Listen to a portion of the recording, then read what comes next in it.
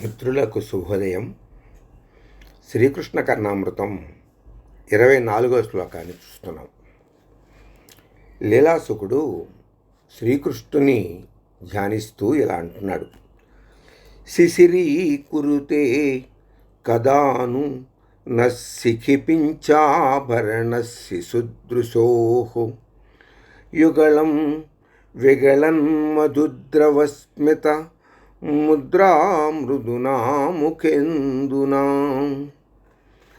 శిశిరీకురుతే కదాను నా శిఖిపించాభరణసి సుదృశోః. శిశిరీకురుతే కదాను నః శిఖిపించాభరణసి సుదృశోః అని. శిఖిపించాభరణుడు నెమలి పించమే ఆభరణముగా కలిగినటువంటి శిశుహు బాలుడైనటువంటి చిన్ను కృష్ణుడు విగళత్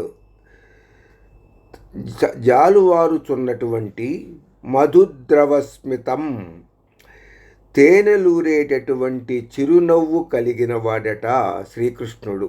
మధుద్రవస్మిత విగళత్ తేనెలూరేటటువంటి చిరునవ్వు కలిగినటువంటి వాడును.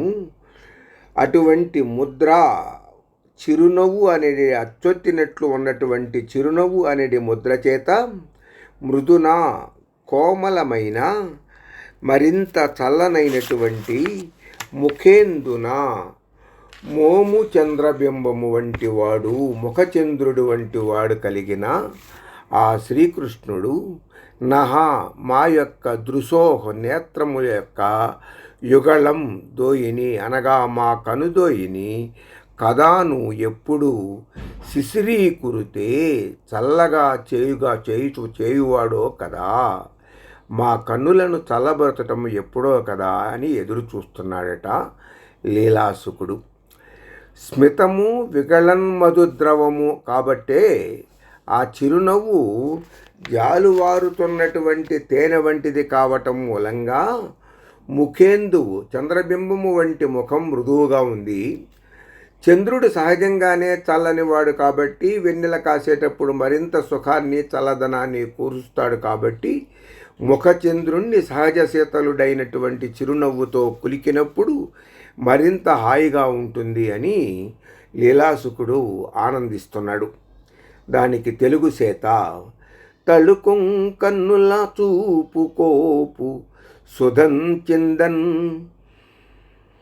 మందహాసంబు వెన్నెల నిగ్గుల్ వెదజల్ల నెమ్మి పురివన్నెల్ చిన్నెలై మీర నిర్మల వక్త్రెందు కళా విలాసమున జేరన్ వచ్చి కందోయి శీతలముంజేయగ నందనందనుని ఆత్మన్గాంచుటింకెన్నడో. నెమలిపురి తలయందు ధరించి తేనెలకు తీయని చిరునవ్వులు గుర్తుగా ఉన్నటువంటి మరింత చల్లదనపు సొంపు కలిగినటువంటి ముఖచంద్రునితో కూడిన బాలుడైన చిన్ని గోపాలుడు నా కన్నుగవ్వకు ఎప్పుడు చల్లదనాన్ని కలిగిస్తాడో, అంటే నా కళ్ళ ముందు ఎప్పుడు ప్రత్యక్షమయ్యి నా కళ్ళకి చల్లదనాన్ని ఇస్తాడో అని ప్రార్థిస్తున్నాడు లీలాసుకుడు. స్వస్తి.